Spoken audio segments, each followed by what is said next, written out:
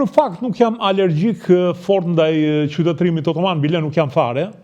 Neil Ferguson, një ndër historiani më i quotuar sot për momentin, i cili ka shkruar dhe biografin me autorizim të Kissinger, po ka shkruar dhe një libër të mrekullueshëm, Imperium, ku bën fjalë për shtrihen e perandorisë otomane, e quan civilizimin otoman një ndër 6 civilizimet e rëndësishme që ka pasur bota.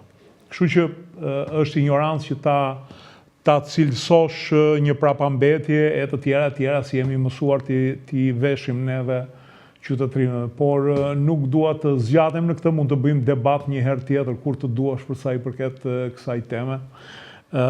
Për rëndësinë, për të mirën dhe të këqijat që pati ai pushtim, pse dua të them diçka, t'ju tregoj diçka shikuesve tanë që Skënderbeu vërtet bëri një luftë të lavdishme dhe ishte një gur themeli në identitetin tonë kombëtar, për formimin.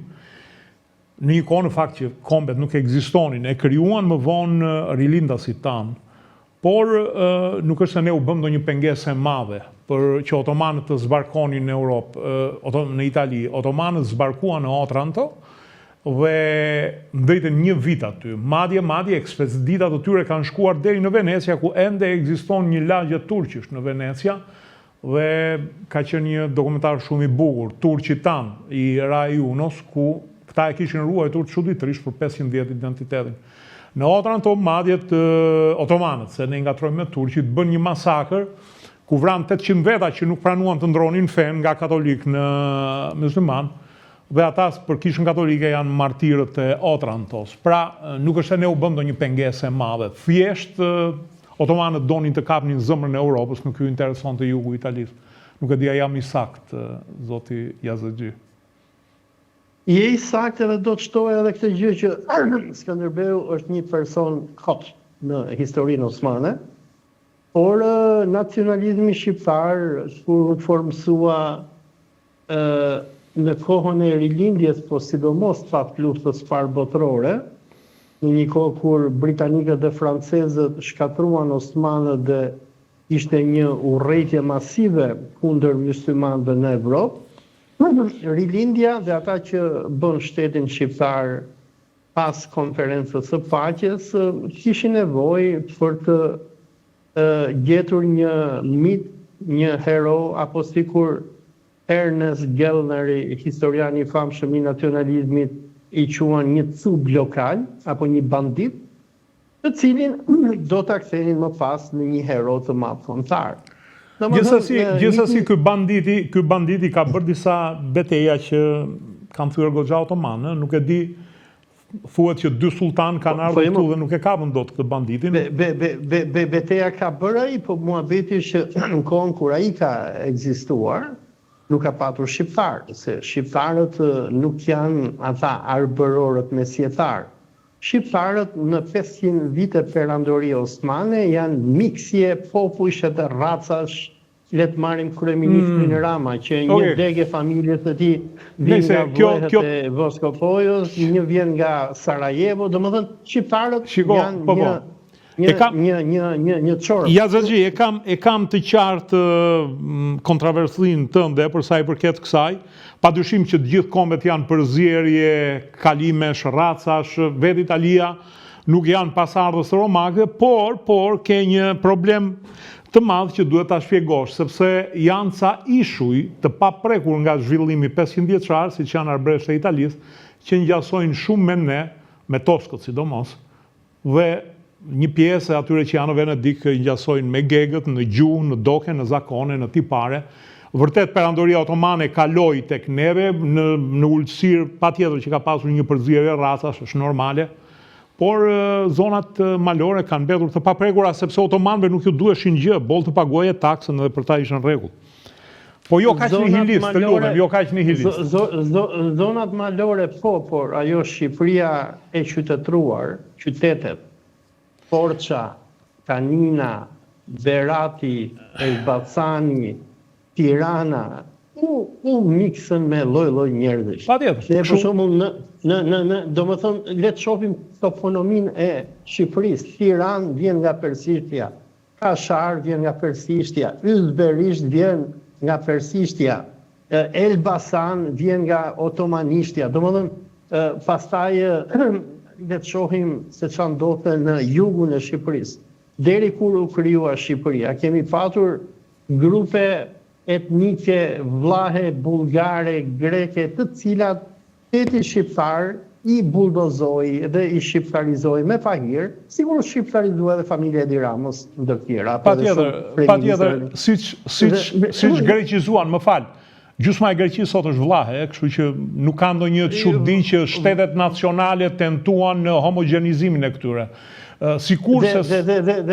Dhe Greqinë e bën arvanitët që ishin shqipfolës, të cilët u asimiluan me dëshirë dhe u bën felen. Okej, nuk të pëlqen ta thuash ishin shqiptar. Se shiko, më ka bërë përshtypje nacionalizmi, ti antinacionalist, është i çuditshëm. Për shembull, njëri i quante grekët shqiptar, po që flasin greqisht. Tani se ka filluar edhe kjo, Ukraina si t'i quajnë rusofon. Unë nuk e di se si mund të jetë njëri mund të jetë rusofon, por nuk është rus, ose shqipfolës, por nuk është shqiptar, pa pasur gjuhë tjetër. Kur kam bërë doktoratën në Firenze, në Instituto Universitario Europeo, Olsi, me qenë se e ke bërë në Firenze, dhe unë ti e di shumë mirë që ashtu si që ne kemi toponime perse ose otomane, italianët vetë kanë toponime gjermanike që nga Lombardia, që vjen nga Longobardët, për mos vazhduar më tutje, ose shumë toponime arabe në jug. Po kjo nuk e pengon formimin e një kombi, Po kombet formohen, po muhabeti është që kombet janë si puna e groshës, e fasulës. Që kur e bën fasulën, do futesh groshën, do futesh qepën, do futesh domaten, do futesh mishin, do t'i zjesh edhe del fasulja.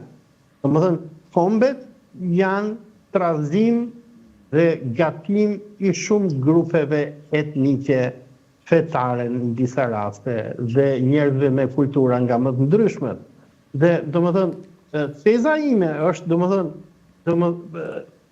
shqiptarët janë një popull që u krijuan në shekullin e 20, sikur janë edhe ukrainasit, që i krijuan, domethënë, çfarë ishte Ukraina përpara luftës së parë botërore?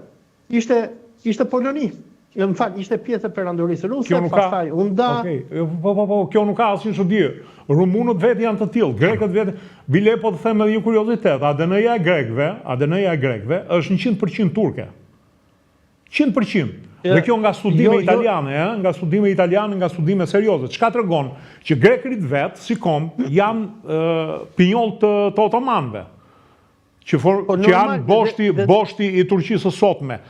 Edhe vetë turqit, identitetin e tyre janë produkti shekullit të 20 me ata turku, nëse ata nuk e quajnë vetën otoman. Ideja që ka kombe të pastra është një prallë me mbret. Domethënë, një nga familjet më të rëndësishme në Greqinë moderne, Karamanlisët, janë turqë ortodoks që erdhën nga vilajeti Karamanit, ku ndodhen shkëmbimet e popullatave. E njëjta gjë ndodh sot në Turqi. Të shohësh figurat kryesore, turke nuk janë turq. Erdogani është gjeorgjan. Davutogluja ishte tatar nga Krimea. Kenan Evreni ishte shqiptar. Mustafa Qemali ishte ndoshta Torbesh i Manastirit. Më falë se këtë Kenan Evreni, që ishte shqiptar, ishte Kenan Evreni? Shqiptar, po ka qenë ai generali që bëri grushtin. Okej, faleminderit, e njoh shumë mirë, po faleminderit që e përmend që pas ka dhe shqiptar. Po ka shumë shqiptar, biles po të shkosh në Turqi dhe ta njohësh nacionalizmin turk, turqit flasin për bejaz turk edhe kara turk. Kara turk i thonë turqit e zi, ndërsa bejaz turk i thonë turqit e bardhë. Dhe kur shkon viziton fjala bie Stambollin, në duke vizituar Kuçovën, se ke të njëjtat fytyra pak a shumë. Janë mysliman të bardhë që kanë ardhur nga Bullgaria, kanë ardhur nga ajo që ne sot njohim Shqipëri, nga Greqia, nga Kosova, e tjerë, dhe këta persona u turqizuan. E njëjta gjë ndodhi edhe në Shqipëri.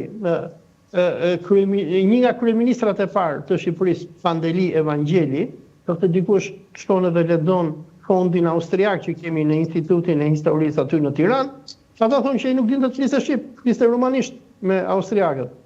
Sigurisht e Salahuddin Shkoza, që u bë ministri i luftës, i qeverisë Pandeli Evangeli, që ishte etnik turk, që nuk dinte asnjë fjalë shqip.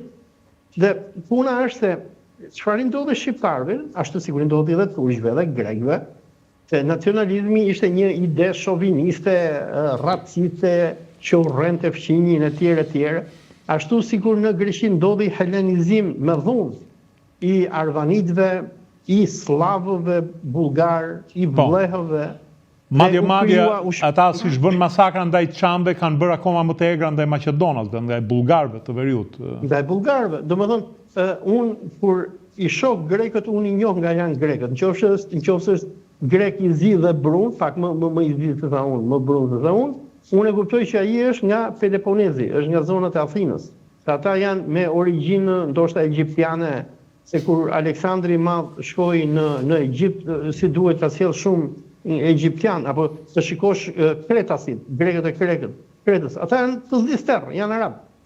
Kurse kur i shikoj këta grekët që janë të bardhë, ta janë ose vleh ose bullgar, zonat e Selanikut, është një libër që ka bërë një historiane greke, quhet Fields of Wheat, Fields of Blood, e harrova emrin asaj, për tregon masakrat që bëri shteti grek, pas luftës parë ballkanike kur pushtoi zonat e Selanikut, ku përveç dobimit që u bë turqëve dhe muslimanëve shqiptar, shumë prej të cilëve u quan në Samsung të Turqisë e tjerë, gjenocidi më i madh ndodhi kundër ortodoksëve bullgar.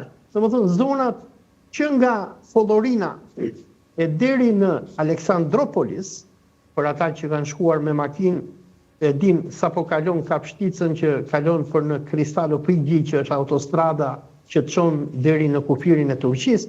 Këto zona kanë qenë zona bullgare dhe vlehe. Por shteti grek i helenizoi me pahir. Dhe ti shohësh më ekstremistët e nacionalistëve grek sot nuk janë athinjotët, janë selanikacit. Persona të cilët 100 vite më herët nuk ishin grek. Dhe ashtu sikur u prodhua një popull i ri grek, u shpikën grekët, se edhe termi grek nuk, domethënë, vjen nga latinishte, nënkuptoi ndjekësit e ritit bizantin, ndërsa termi që grekët adoptuan për veten e tyre ishte Helenos, dhe nga që mendoni që ne jemi pasardhësit e helenëve të lashtë, që ata nuk janë, dhe u zëvendësua termi që otomanët gjetën nga bizantinët dhe ruajtën, që i quanin Rumeliot, apo Orumqi, dhe këta njerëz që i quanin veten Romans, apo Rumeliot, si pasojë e nacionalizmit francez, ideve të iluminizmit francez. Që të jemi sakt, termi Bizant është një term i përdorur në shekullin e 20, sepse vazhdimisht janë thirrur perandoria romake e lindjes, ose O Vasilea ton Romajon, mbretëria e romakëve. Po pra, nuk është quajtur kur Bizant, ajo që thatë ju është shpikur nga francezët në shekullin e 20 dhe nuk është një term historik, nuk e di nga ka. Dhe vetë në fakt otomanët, nuk e di a gaboj, po Stambollin deri në shekullin e 20 e kanë quajtur Konstantinopol, nuk e kanë quajtur Stambol. Nuk e di a jam i saktë në këtë pikë. Zyrtarisht e quanin Konstantinia, por me marrjen e Stambollit nga Mehmeti II, filloi të përdorej edhe termi Islambol, që do thotë shumë islam, sigur përdorej edhe termi grek Istanbul, domethënë po shkoi për një qytet. Por kur Ataturku nisi reformat turqizuese, duke turqizuar veten parin, duke i dhënë mbiemër të vetit Ataturk, edhe pse Ataturku s'ka asnjë lidhje me turqit, edhe Konstantinopolis apo Konstantinopolit ju ndryshua zyrtarisht emri dhe u bu Istanbul, që përdoret. Mos ja u thuaj këtë turqëve, se kur ja u thash një herë ekuipazhit të një nëndese turke që ishte në Durrës, desh më vram, domethënë. Po mos isha zëvendës ministër, mund të ma bënin Dermanin.